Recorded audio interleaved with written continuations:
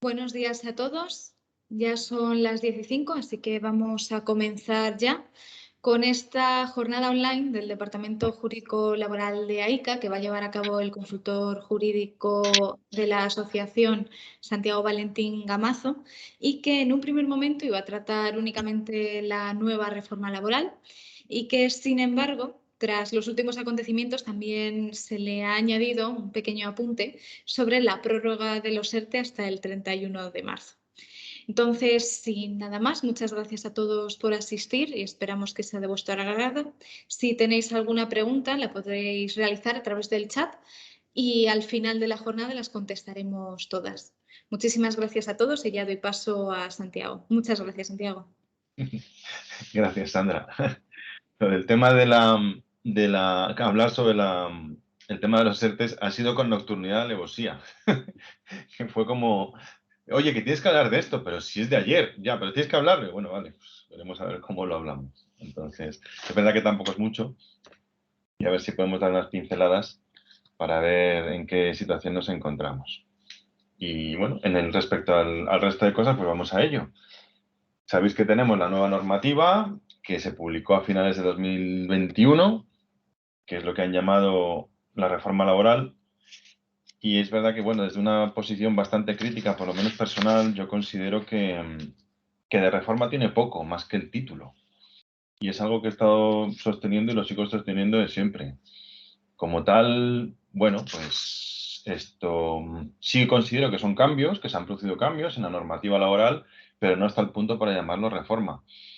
Pero si cogemos y tenemos como referencia todo lo que supuso el Real Decreto, el 3/2012, que fue el que realmente trajo todas las baterías de normativa nueva, tenemos una serie de cantidades de modificaciones que no tienen nada que ver con lo que se han producido ahora y que ahora mismo siguen vigentes.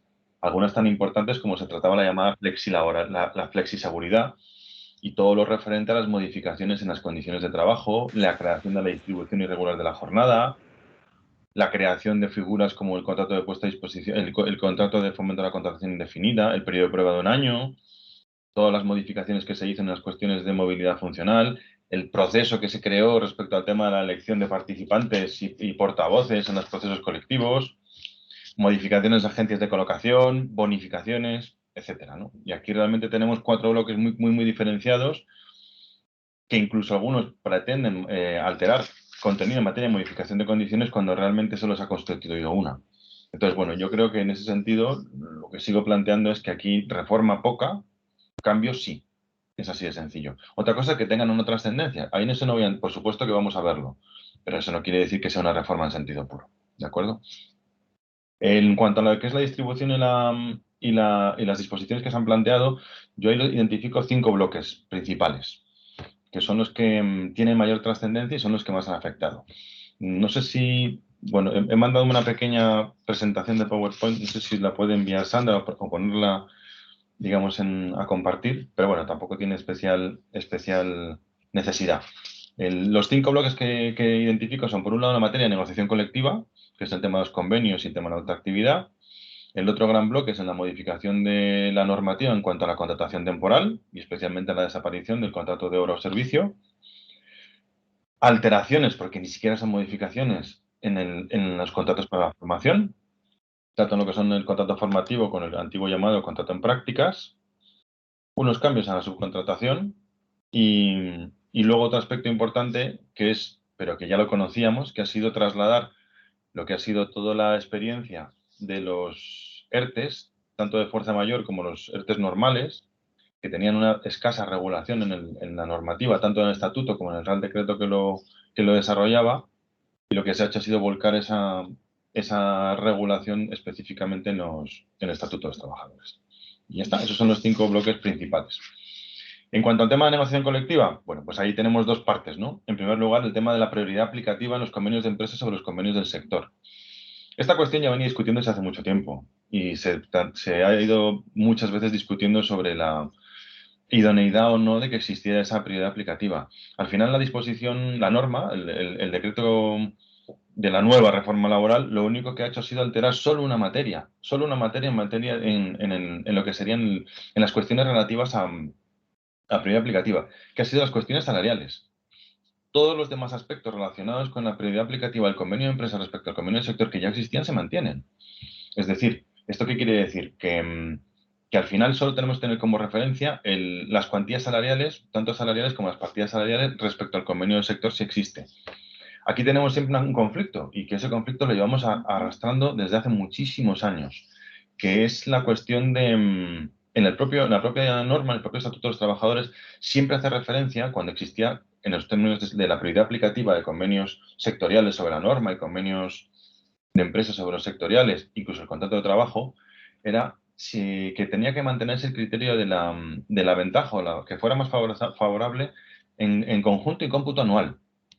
Y esto habrá que ver cómo se va a desarrollar, especialmente con la jurisprudencia, respecto al concepto de conjunto y cómputo anual. Porque ¿qué quiere decir? Que yo puedo tener una situación de salario aparentemente inferior, pero en conjunto y cómputo anual puede ser el convenio más beneficioso. Bueno, pues es una situación bastante perversa en el sentido técnico y veremos qué dicen las sentencias, sobre todo de la Audiencia Nacional y el Tribunal Supremo, en cuanto a la interpretación de esta materia, ¿de acuerdo? Pero el resto de materias, lo que son clasificación, distribución de jornada, horario, etcétera, sí que siguen manteniéndose una prioridad aplicativa del convenio de empresa respecto al convenio del sector. Por lo tanto, podemos decir, ¿el convenio de empresa ha muerto? Pues no, realmente no. Que haya sido un aspecto relevante en el tema de regulación colectiva, en la negociación, el tema del salario, sí. Pero vamos, que tampoco podemos plantearlo como que sea ya que descartemos el uso de los convenios colectivos de empresa por esta cuestión. Por ejemplo, va a tener especial relevancia, especial trascendencia en todas las materias relacionadas con jornada y distribución de horarios, distribución de jornada y jornada irregular, teniendo en cuenta pues el cambio que se ha producido con el tema de la contratación temporal que ahora veremos. Yo creo que lo que se va a producir es una especial regulación del tema del contrato fijo discontinuo, los trabajadores fijos discontinuos, que también ahora lo veremos.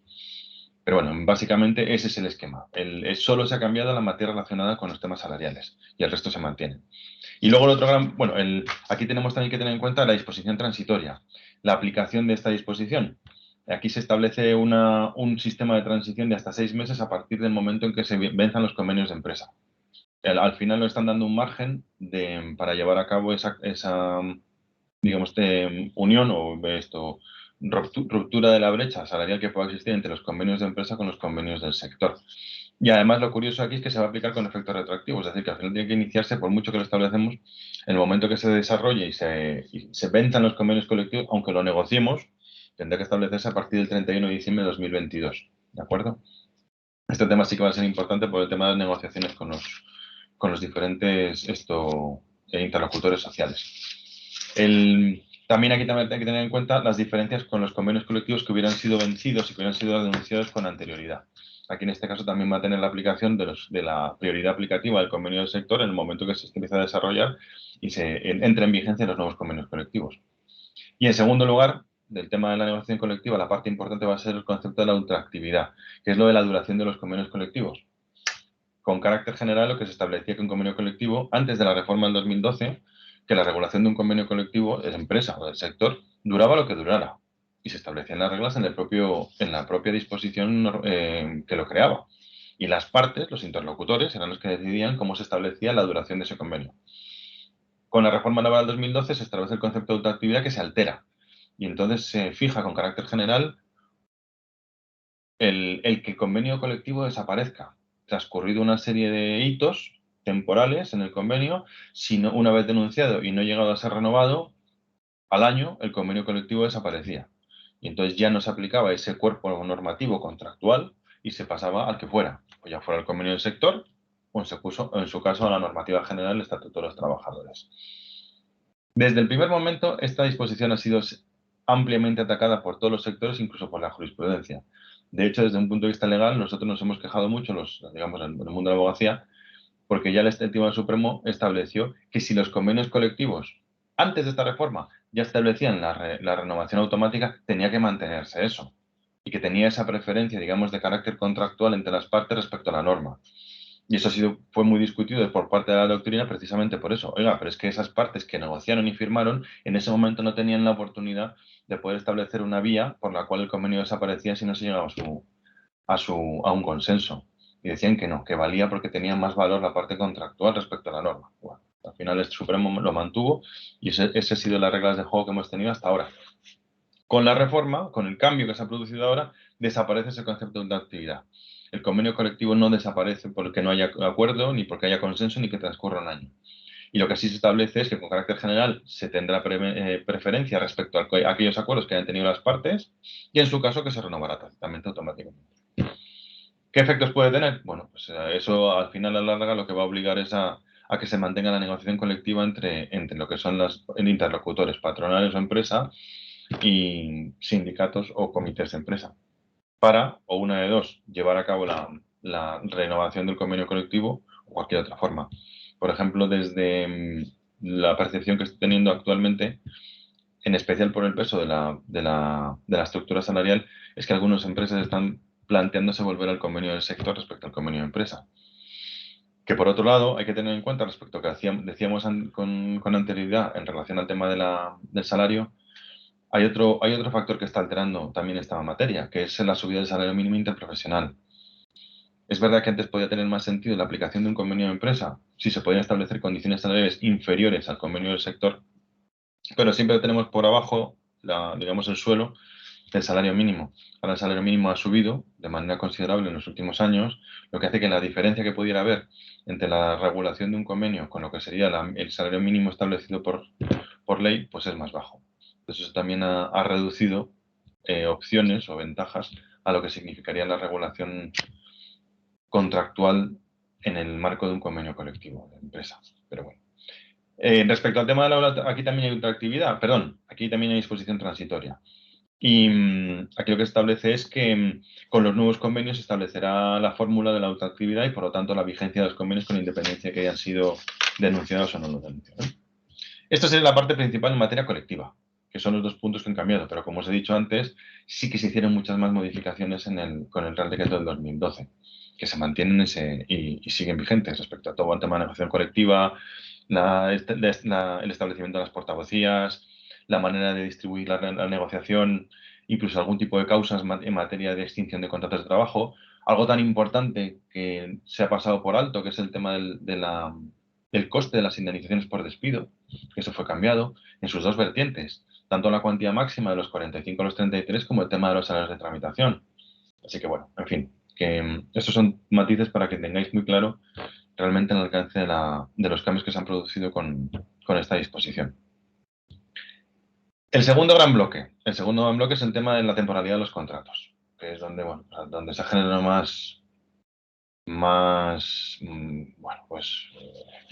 movimiento, o más sonido, más voces, o más ruido. El principal ha sido la desaparición de una modalidad de la contratación que es el contrato de obra o servicio determinado. Es decir, se han alterado los contratos temporales.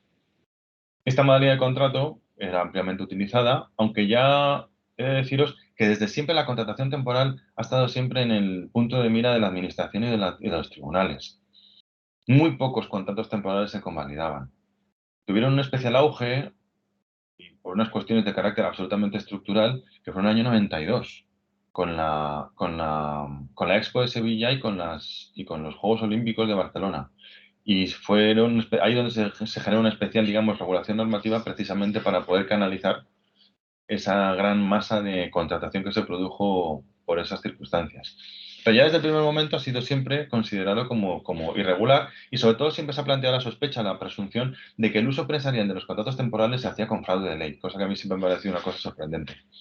En primer lugar, se estableció una regulación bastante genérica, pero es que luego al final la regulación de los tribunales lo que han hecho es que prácticamente no quieran opciones para poder ser viables, ¿no?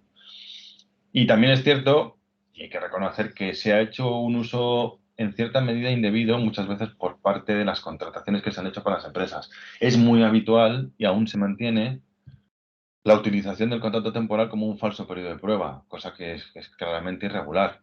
No, es que le contrato durante 6 meses y si va bien otros 6 meses y luego lo que hago es le convierto en indefinido.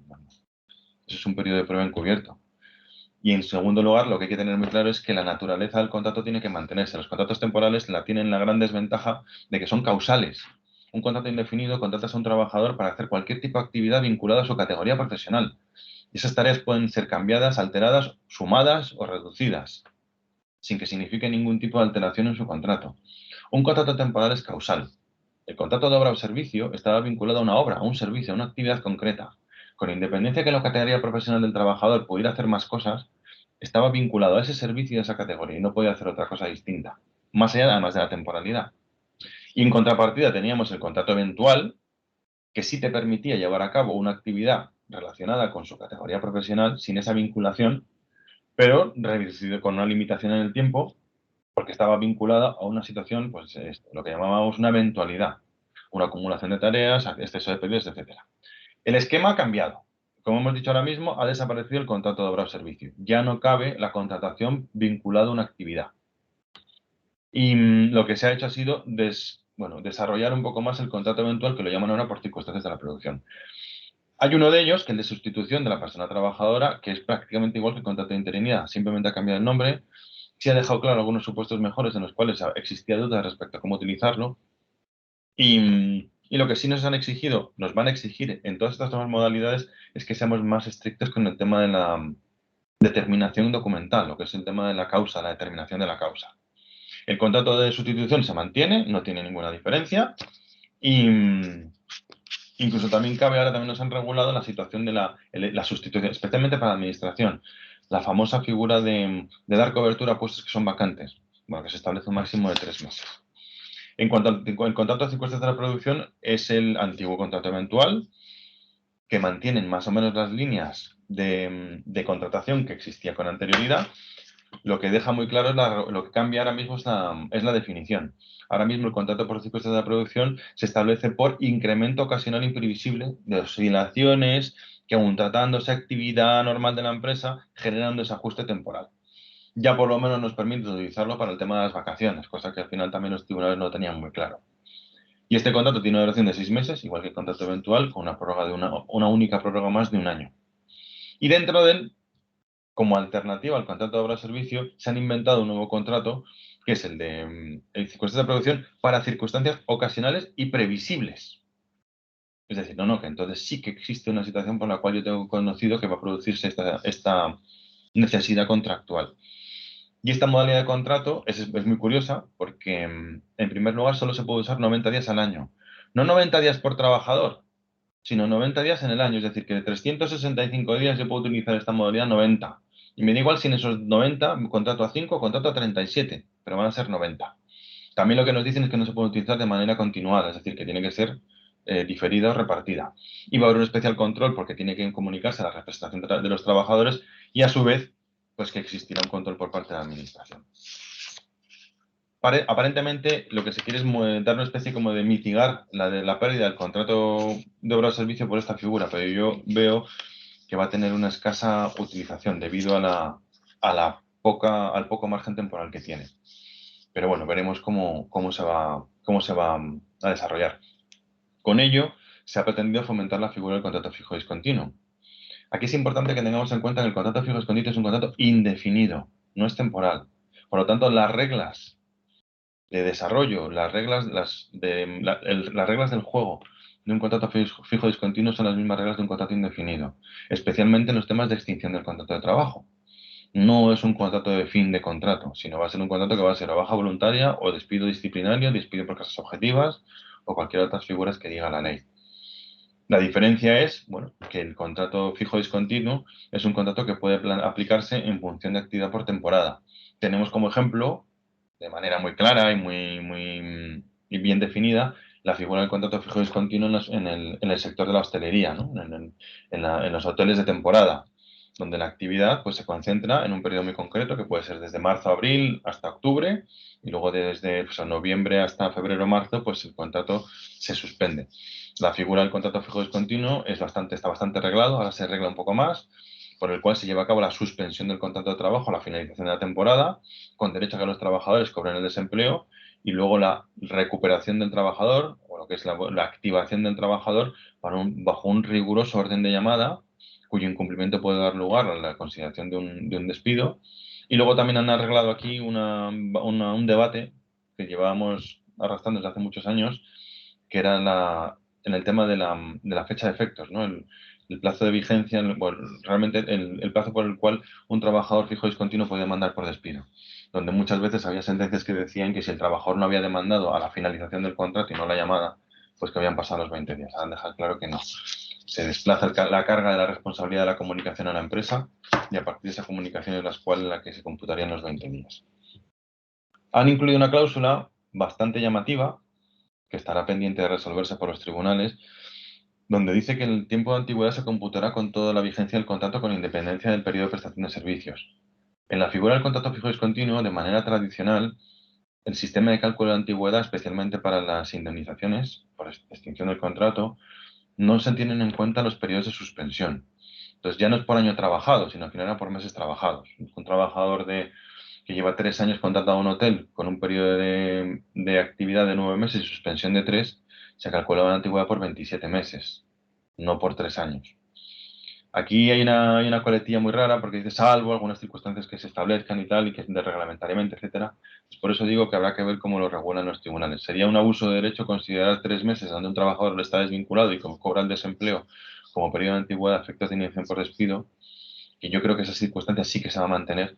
Y lo que se está pretendiendo es el abuso o el uso indebido del contrato de fijo discontinuo, en el cual desde que recibe la obligación de llamar al trabajador y que está en activo a que realmente preste trabajos de manera efectiva, que a lo mejor puede transcurrir un periodo, un marco temporal, a lo mejor de varios días, varias semanas, y que probablemente eso se intentará desvincular como periodos de contratación para los efectos de indemnización por despido. Pero bueno, sí que se ha intentado transmitir que esta figura puede ser la más adecuada para las contrataciones que antes eran temporales bajo servicios cíclicos de adjudicaciones, concursos, etcétera, dando lugar a que sea una contratación por fijo discontinuo y que en el periodo que transcurra desde el cese de la adjudicación o del servicio, de la licitación, de la contrata y el paso a la siguiente contrata, pues que ese periodo se pueda suspender bajo la figura del fijo discontinuo con unos límites para que así no suponga un mayor coste a la empresa y que no se pierda, digamos, la relación de causalidad y la continuidad del contrato de trabajo.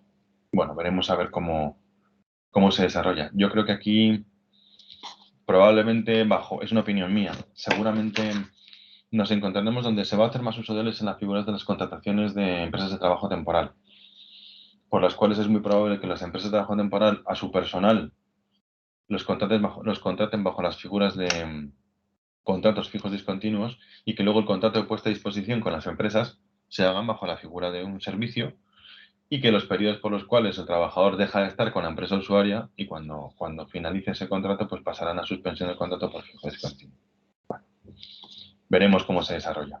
Es importante aquí tener en cuenta que además, bajo esa figura de la búsqueda de evitar la contratación temporal, bajo esa previsión de que es pues precaria, también se van a incrementar los costes de los contratos temporales, que duren poco, en materia de seguridad social, y que va a haber un especial seguimiento por parte de la Inspección de Trabajo. Esto siempre ha existido, pero ha vuelto a salir una campaña que acaba de activarse por la Inspección de Trabajo para la revisión y el control de la contratación temporal en las empresas. Por lo tanto, habrá que tener cuidado con ello. En esta materia de la contratación hay una vuelta de tuerca con la concatenación de los contratos temporales, cosa que ya existía también por la reforma laboral, que aquellos contratos temporales que fueran concatenados pues daban lugar a que se consideran como contratos indefinidos. La figura era más amplia, digamos que se permitía un nivel de contratación de duración de los contratos temporales mayor, ahora ya es menor. Mientras duren 18 meses de carácter concatenado en un periodo de 24, se considera que el contrato se debe transformar en contrato indefinido. Por lo tanto, aquí ya tenemos la diferencia de la brecha. ¿Cuánto tiempo tiene que pasar entre un contrato temporal y otro para que no se considere que haya relación de causalidad? Pues 6 meses, que es la diferencia entre los 18 y los 24. ¿De acuerdo? En este caso también ha dejado claro, por lo menos, han dejado bien definidos el contrato dentro de esta concatenación de los contratos los antiguos contratos de interinidad o los contratos de sustitución, si hay que incluirlos o no dentro de esa cadena de temporalidad. Como se hace referencia especialmente a los contratos por puesta de circunstancias de la producción, entendemos que los contratos de sustitución no entrarían dentro de ese cómputo, de ese cálculo. ¿De acuerdo? Bien. El tercer bloque es el tema de la formación, que como digo, no es tanto una modificación en sentido puro, sino una alteración en las reglas. Antes teníamos dos modalidades de contratación de formación, que era el contrato de aprendizaje, que es el contrato de aquel trabajador que no tiene la titulación exigida para trabajar, pero la está obteniendo, con unas fórmulas especiales bajo figura del tutor, un control del tiempo de trabajo para que no altere el proceso lectivo del trabajador estudiante. Y luego la otra figura, que era el contrato en prácticas, que es aquel contrato que se realiza con un trabajador que acaba de obtener la titulación y que por lo tanto va a estar en sus primeros momentos de relación contractual vinculados a la titulación que ha obtenido. La figura actual nueva del primero, del de formación, se llama el contrato formativo por alternancia y no tiene mucha diferenciación con lo que existía anteriormente. Simplemente dejan marcadas los tiempos de duración de tiempo efectivo de trabajo, que no puede ser superior al 65% el primer año y el 85% el segundo, y, y lo mismo, vinculado a un plan formativo y duración de un máximo mínimo de 3 meses y máximo de 3 años, siendo posible el fraccionamiento de la actividad. Y luego tenemos el contrato formativo para obtención de la práctica profesional, que aquí la clave, el elemento principal en relación con la figura anterior es la duración, el tiempo por el cual puede realizarse. Actualmente, con la nueva modalidad, solo va a poder hacerse durante los 3 primeros años desde la finalización de la titulación, de la obtención de la titulación. Se amplía a 5 si el trabajador es una persona que está con discapacidad. Y en este caso también se mantienen las figuras de la reducción en costes salariales, si bien hay que tener en cuenta que tenemos aquí el suelo, como hemos dicho antes, del salario mínimo interprofesional. Esa cantidad no va a poder ser reducida, no puede, al ser un suelo, con independencia del porcentaje que se tenga, no va a ser posible el establecimiento de condiciones salariales, aunque sean en el formato de contrato de prácticas, por debajo de esa cantidad. El cuarto bloque es el relacionado con el tema de la subcontratación. Aquí también se han incluido unas nuevas pinceladas, especialmente vinculadas a la regulación de los contratos de los trabajadores que estén en figuras de contratas subcontratas. Es una discusión que también se venía tratando desde hace mucho tiempo, especialmente para la doctrina, pero ha quedado identificado que la aplicación de los convenios colectivos en aquellos trabajadores que estén vinculados por subcontratas tienen que tenerse como referencia en la actividad, el contrato de la actividad de la empresa principal, especialmente cuando estamos hablando de actividades servicios que se realicen bajo la propia actividad. Evidentemente no estamos hablando de aquellos servicios que son externos. No quiere decir que por una empresa de construcción contrate una empresa de vigilancia, que la empresa de vigilancia tenga que tener en cuenta el convenio colectivo de la empresa de construcción, sino realmente la figura de subcontratación de la propia actividad, para evitar que se produzcan, pues eso, alteraciones de derechos de los trabajadores en ese tipo de modalidades.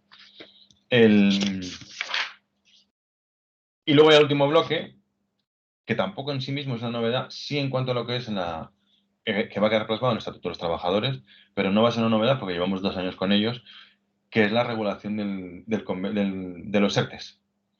Lo que serían los ERTES de causas económicas, técnicas, productivas y de carácter organizativo, los llamados ETOP, y también los llamados ERTES de fuerza mayor. Antes del 2020, la regulación de ambas medidas de carácter colectivo, de medidas temporales, eran muy limitadas. El ERTE de fuerza mayor tenía un recorrido regulador muy pequeño.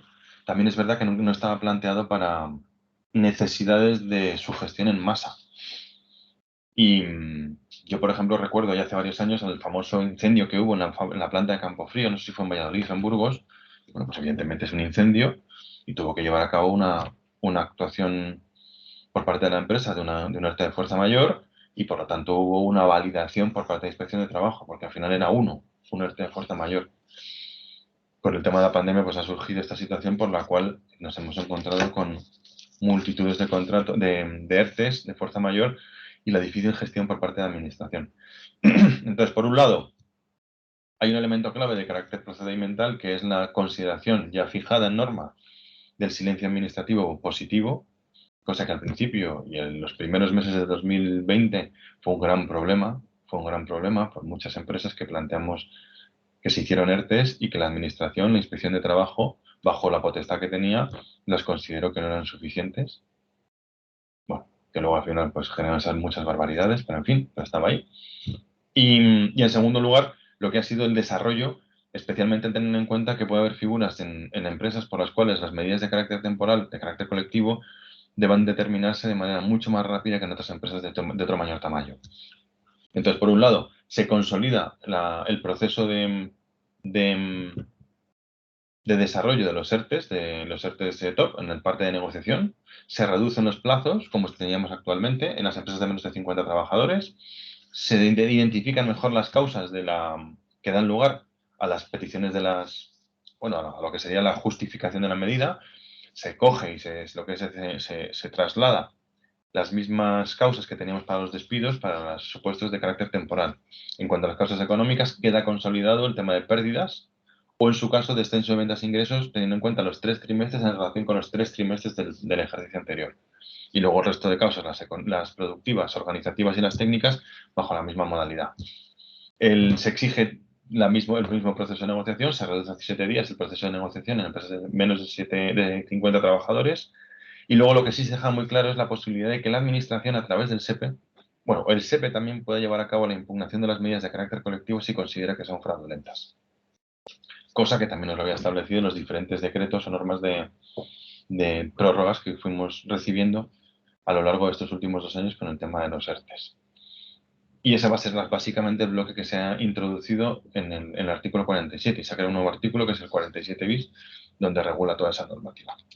También ya ve que ha quedado consolidado esa fórmula que sí se ha utilizado mucho en estos 2 años, que es la figura de la afectación y la desafectación y el uso de la medida de suspensión tanto por días como por figura de reducción de jornada, que como tal no estaba regulada, sí que se estaba aplicando, de hecho, sí se incluyó en los diferentes decretos desde marzo del 2020 y ahora también ha quedado incluido en el artículo 47 y yo presumo que habrá una modificación en el reglamento del desarrollo, que es un real decreto del 2012, donde regula precisamente los despidos colectivos y los ERTES, donde se incluirán estas modificaciones.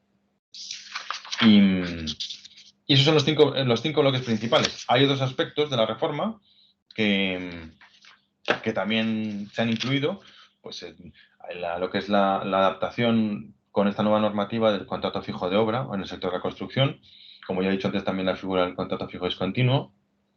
El tema del sobrecoste en la seguridad social en los contratos de duración de menos de 30 días.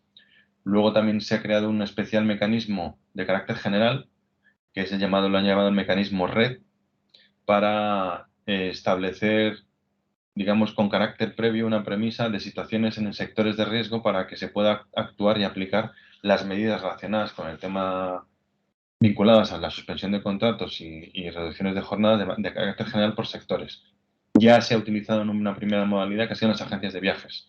Lo que establece este mecanismo es que tanto las patronales como las secciones sindicales consideren que el sector está en peligro, que puede ser cíclico o puntual, que se comunique al Ministerio de Trabajo, que se apruebe por parte del Gobierno, que se crea esa premisa de situación de riesgo y entonces se facilita lo que serían las causas por las cuales se pueden pedir las medidas de carácter colectivo. Insisto que la primera que se ha llevado a cabo ha sido en las agencias de viajes, que es un sector donde sigue manteniéndose una altísima incidencia en los efectos de todas las consecuencias económicas del coronavirus.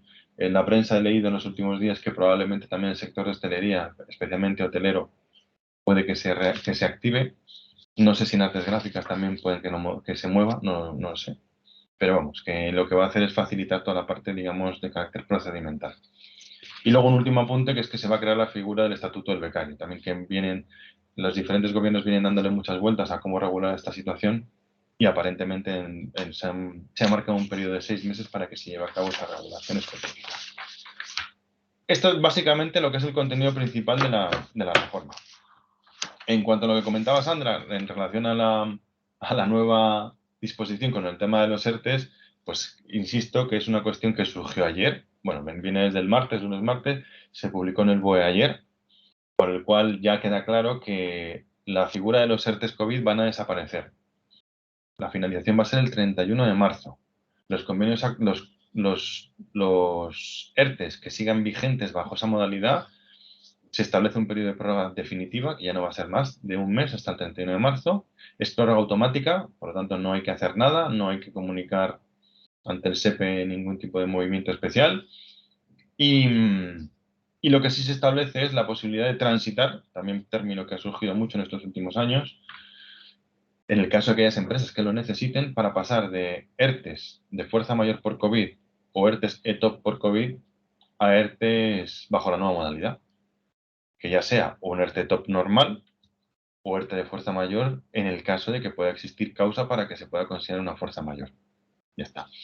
Durante el periodo de transición, en aquellas empresas que tengan ERTES, acogidas o no a medidas de formación o no, y según la modalidad que tengan, va a seguir habiendo bonificaciones en las cuotas de la Seguridad Social, bajo unos esquemas, y la idea es que a partir del 1 de abril finalicen, y según cómo se haya establecido en cada una de las entidades, pues que se lleve a cabo la aplicación de las medidas colectivas o no.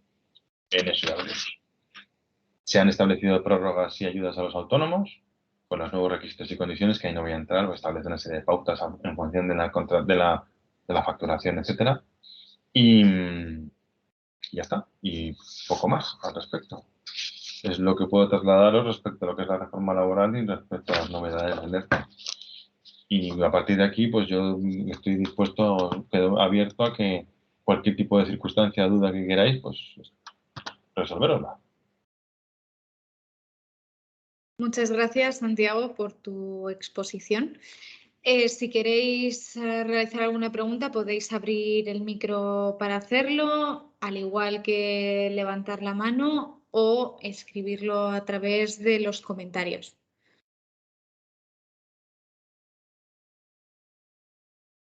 De todas maneras, cuando termine esta jornada, mañana, como os he señalado en los comentarios, enviaremos el vídeo de la jornada con la presentación a la que se ha referido Santiago. Y, como siempre, tenéis contacto con nuestro departamento jurídico de AICA para que os resuelva cualquier duda que podáis tener, que a lo mejor veis el vídeo y os surge alguna duda, no dudéis en escribirnos, en llamarnos, para que podamos resolverla con la mayor celeridad posible. Si queréis, mientras surja alguna duda, por ejemplo, de la experiencia que estamos teniendo desde enero, ha habido muchas consultas por parte de empresas de cómo estructurar lo que es la contratación y la plantilla de trabajadores con estas nuevas situaciones, especialmente en aquellas actividades que existiera mucho contrato temporal. Lo que se está barajando es, pues, llevar a cabo una planificación mucho más estricta de la figura de la contratación y en lo que es la fuerza, ¿no?, de plantilla de trabajadores. Esa flexibilidad que existía con la contratación temporal desaparece, especialmente por el contrato de obra. Hemos visto que el contrato eventual, el contrato de circunstancias de producción, actualmente va a ser un contrato mucho más limitado, mucho más controlado. Tenemos, por otro lado, la posibilidad de los 90 días y los fijos discontinuos. ¿Qué se está planteando por las direcciones de recursos humanos? Bueno, pues intentar ser mucho más finos conociendo, especialmente teniendo con lo que es el recorrido y la experiencia de años anteriores, si se pueden identificar periodos de picos de trabajo, o sea, realmente ya tenerlos planificados, si esas, digamos, subidas o necesidades de actividad se pueden cubrir, en primer lugar, por la figura de los 90 días de contrato. En segundo lugar, identificar qué tipo de actividades pueden establecerse bajo la fórmula de la contratación del contrato de circunstancias de producción. Y en tercer lugar, si tenemos actividades de carácter cíclico, si se puede llevar a cabo esa cobertura con los contratos fijos discontinuos. En algunas de las empresas lo que han planteado es, especialmente de gran volumen, hacer prueba con el contrato fijo discontinuo bajo las empresas de trabajo temporal, que yo creo que van a ser las que van a tener que dar respuestas a esa figura, y ver si son capaces, aun teniendo un sobrecoste, la capacidad de poder llevar a cabo esa organización de trabajo con la figura del fijo discontinuo. Al final es un contrato de puesta a disposición, por lo tanto el empleado no es empresa usuaria, y si la fórmula funciona, intentar internalizar la figura del fijo discontinuo en aquellas actividades que puedan establecerse, teniendo en cuenta la posibilidad de la suspensión de los contratos en los periodos que correspondan. Bueno, es una opción. Insisto que no es fácil, pero es la que se va a manejar. En aquellas actividades que hay mucha contrata, pues lo mismo. El contrato de obra o servicio desaparece y van a ser fijos discontinuos. Y se establecerán los periodos de suspensión con aquellos márgenes que se establezcan para, al cabo de que se produzca, el supuesto de traspaso de plantilla. ¿Que no hay periodo de suspensión? Pues no pasa nada, el fijo discontinuo trabaja el año entero, pero sí con la capacidad de poder suspenderlo en el momento que se produzca el cambio de contrato. Hay una consulta de Eva que pregunta, ¿con el contrato de sustitución se podría cubrir una baja médica de otro trabajador que no se sabe cuál va a ser su duración y las vacaciones de los trabajadores? Pues sí, en principio sí. Esa sería la fórmula para utilizarlo. La figura de las vacaciones ya sí, ya es que nos lo han aclarado, porque tenemos ese tipo de duda. Y el contrato de baja médica, por supuesto, claro que se puede utilizar. Hay que identificar a la persona cuál va a ser sustituida y habrá que tener en cuenta la limitación de los tiempos. Evidentemente, lo que será habrá que tener en cuenta la duración y que no se supere el periodo de duración de la baja médica, porque entonces ya entraríamos en un supuesto de irregular, contrato irregular, y daría lugar a que sea un contrato de carácter indefinido. Pero sí, utilizaremos esa fórmula.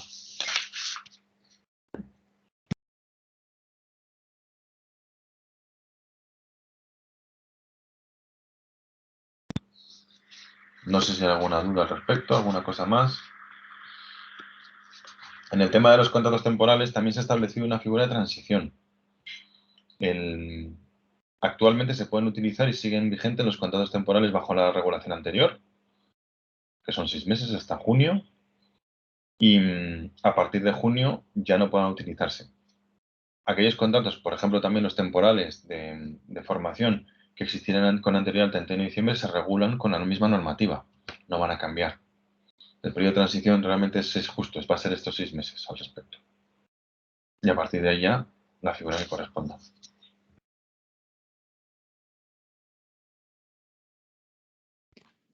Bueno, pues si os parece, como Santiago ya... Mira, Eva vuelve a hacer otra pregunta.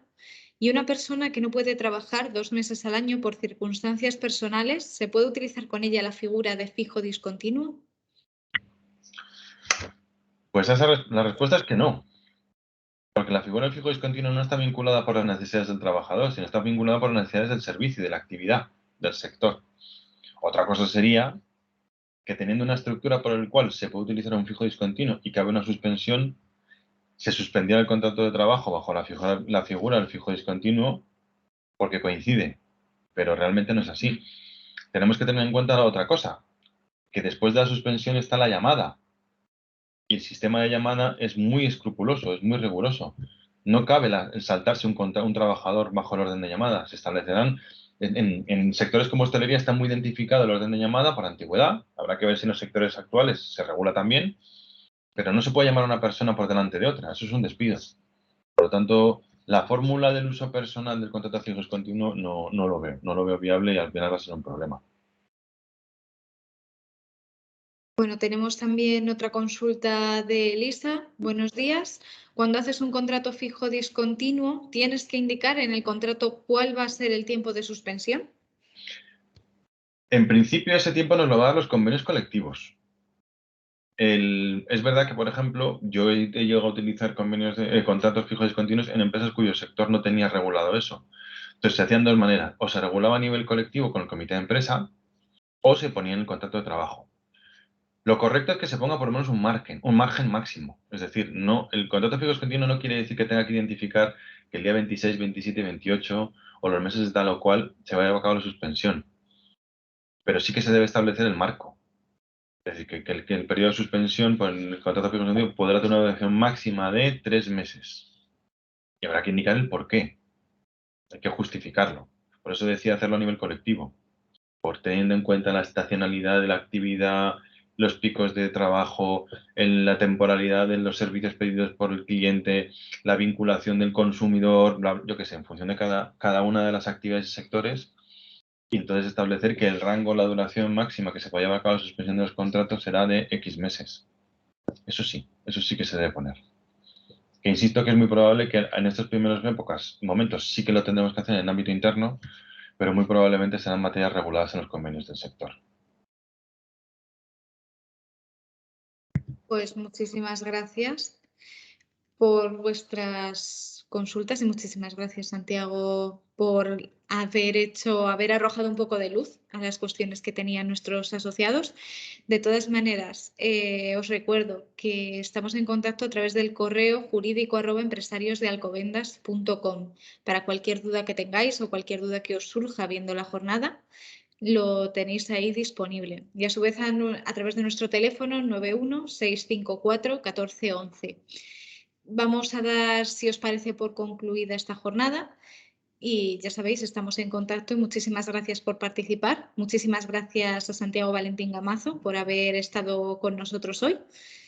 y os emplazamos a las próximas jornadas que llevará a cabo la Asociación de Empresarios de Alcobendas. Muchísimas gracias a todos.